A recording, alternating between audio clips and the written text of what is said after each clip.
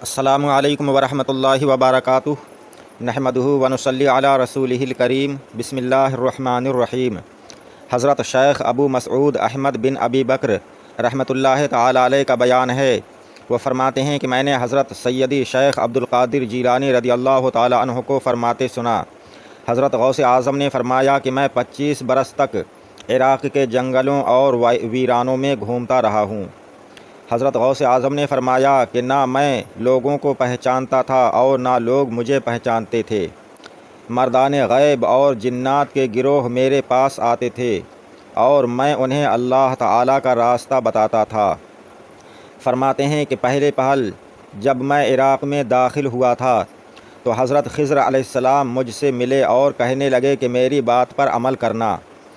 پھر حضرت خضر علیہ السلام مجھے ایک جگہ بیٹھنے کا اشارہ کر کے غائب ہو گئے۔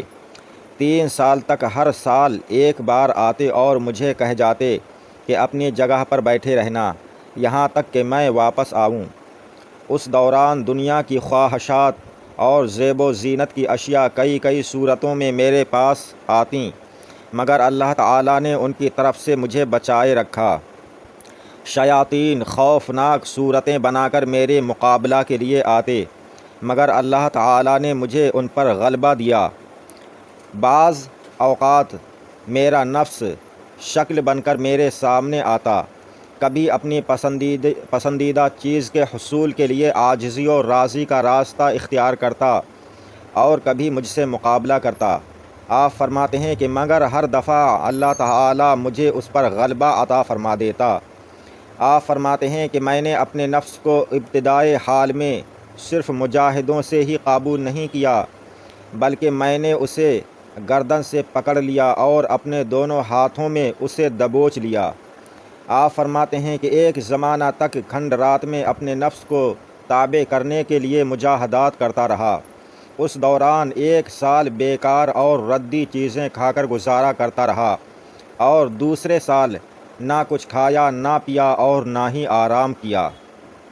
آپ نے فرمایا کہ ایک دفعہ میں سخت سردی کے دنوں میں ایوان کسریٰ میں سو رہا تھا کہ مجھے نہانے کی حاجت ہوئی، بدخوابی ہو گئی، اور فرماتے ہیں کہ میں اٹھ کر دریا پر گیا اور غسل کیا اور پھر آ کر سو گیا۔ فرماتے ہیں کہ تو دوبارہ پھر احتلام ہو گیا۔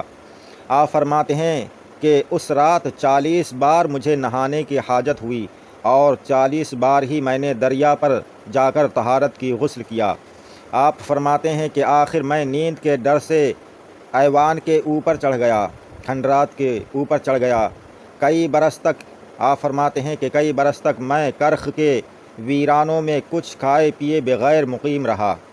اس دوران میں قوت لا یموت کے طور پر بروی نام ایک گھاس کا نام ہے، آپ فرماتے ہیں کہ اس گھاس پر گزارا کرتا رہا۔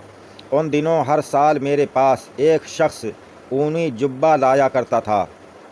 آپ فرماتے ہیں کہ میں نے 1000 طریقوں سے تمہاری دنیا سے راحت حاصل کرنے کی کوشش کی، مگر اس وقت میری پہچان ہی گونگا پن، بے وقوفی اور دیوانگی تھی۔ میں کانٹوں میں ننگے پاؤں چلا کرتا تھا۔ جس راہ سے مجھے ڈرایا جاتا میں ہمیشہ وہی راستہ اختیار کرتا۔ میرا نفس اپنے ارادے میں کبھی مجھ پر غالب نہ ہوا اور نہ کبھی کسی دنیاوی زینت نے مجھے اپنی طرف کھینچا۔